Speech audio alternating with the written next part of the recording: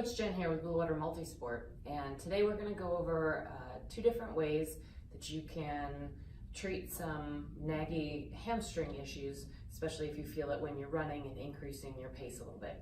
So what I have here is a regular lacrosse ball, and then I also have one that is 2 together. So this is a fancy little tool that we have, but you can always just put 2 lacrosse balls together with tape or in a sock or something like that so that you end up getting the same thing as this.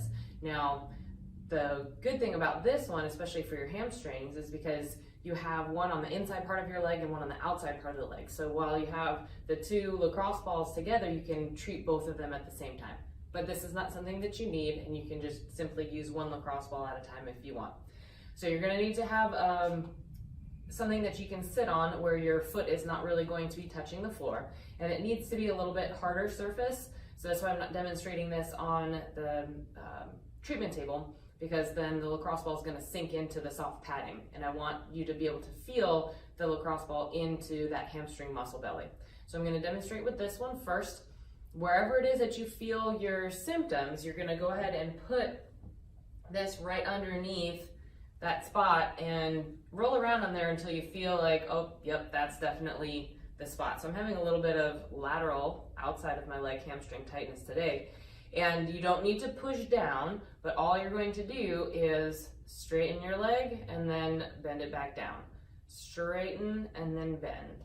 Straighten and bend. And what this is doing is called a tack and floss. So we're putting pressure at that trigger point area, that point of pain in your muscle, and then we're actively moving the muscle through its available range of motion, okay?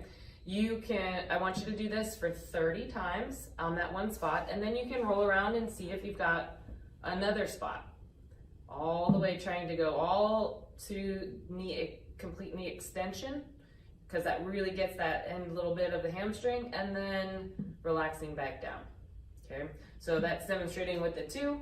You can easily just go ahead and switch 1, and then same thing. Now with the 1, it's going to be a little bit wobbly, so you can just stabilize lightly with your hand, and it's going to be a little bit more intense.